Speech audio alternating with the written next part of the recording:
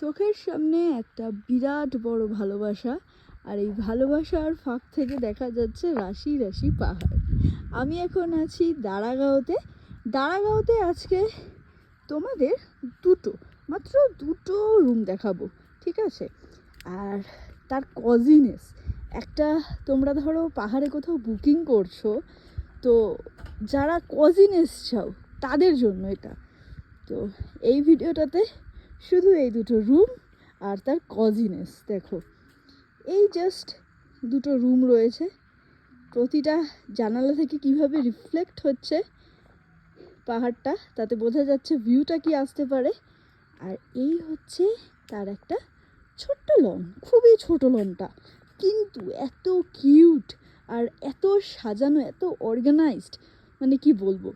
আর এই যে একটা দোলনা দেওয়া আছে, একটা সিটিং এরিয়া, সাথে বনফায়ারের জায়গা। আর ভিউটা দেখাই এবার। এই গাছটা তো খুব সুন্দর, মানে এরকম না পুরো ন্যারো ভিউর মধ্যে যদি এরকম গাছ থাকে না একটা, খুব ভালো লাগে।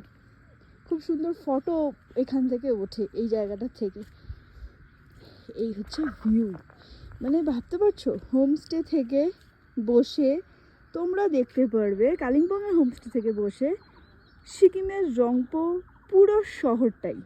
এটা তো দিনের বেলার ভিউ, রাতের বেলা ভাবো এই শহরটা মানে কেমন লাগে। আর এখন তো কাঞ্চনজঙ্ঘা দেখা যাচ্ছে না, বাট এই জায়গাটা ঠিক রংপুর মাথার এই ওপরের এই পোর্শনটা দিয়ে, এখানটা দিয়ে কিন্তু ফুল কাঞ্চনজঙ্ঘা ভিউ থাকে।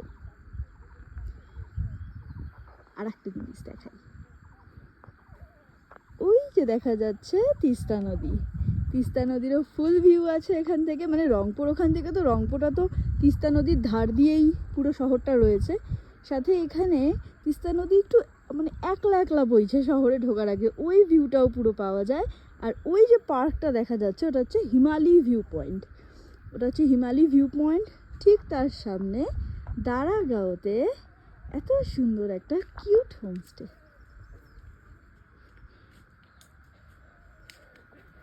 সো তোমরা যদি কন্ট্যাক্ট করতে চাও তাহলে নাম্বারের সাথে কন্ট্যাক্ট করতে পারো, আরও ডিটেলস জেনে নিতে পারো এই হোমস্টের ব্যাপারে। আজকের মতন এখানেই টাটা।